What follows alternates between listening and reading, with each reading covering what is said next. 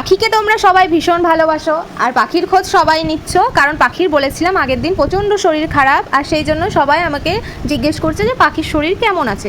তো পাখির কি হয়েছিল তো সেটাও আমাকে সবাই জিজ্ঞেস করছে। আগের দিন হঠাৎ রাত 2-3টের সময় পাখির প্রচণ্ড বুকে ব্যথা, শ্বাসকষ্ট আর বারবার সেন্সলেস হয়ে যাচ্ছে, আর ওর মানে হাত পা ঠান্ডা হয়ে কেমন নার্ভাস হয়ে যাচ্ছে। তো এটা দেখে আমি আর ওর পাপা ভীষণ ঘাবড়ে যাই, আমি তো প্রচণ্ড ঘাবড়ে যাই, জানোই তো একটা মায়ের মন কিরম হতে পারে। তো সেই রকমই আমার খুবই চিন্তা হচ্ছিল, তাই আমি পুরো ঘাবড়ে গেছি। অত রাতে কি করব বুঝতে পারছিলাম না। ওর পাপা তো বললো চলো হসপিটালেই নিয়ে যাই, কিন্তু ওর একটা মেডিসিন দিয়ে কোলে রেখে রেখে ওকে শান্ত করে রাখা হয়েছিল। তারপর ওর পাপা নেক্সট দিন আমরা সকাল সকাল বেরিয়ে যাই নার্সিংহোমের উদ্দেশ্যে, মানে ওখানে ডক্টর দেখার কথা।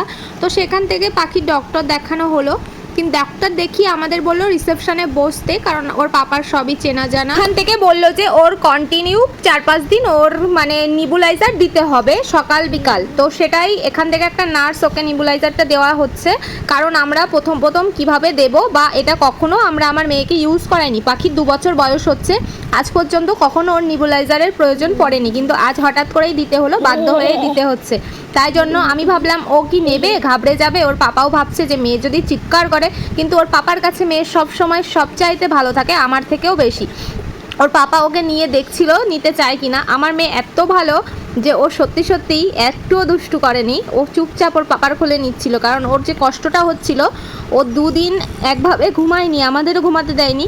তাই এই নেবুলাইজার নেওয়ার সময় ও ঘুমিয়ে পড়ছিল, জানো তো। তারপর আমরা চলে এলাম রুমে এসে মেডিসিন দেওয়ার পর পাখির শরীরটা আপাতত আগের থেকে একটু বেটার আছে। আর এই ওয়েদার, এসি, ফ্যানের জন্য এই সমস্যা।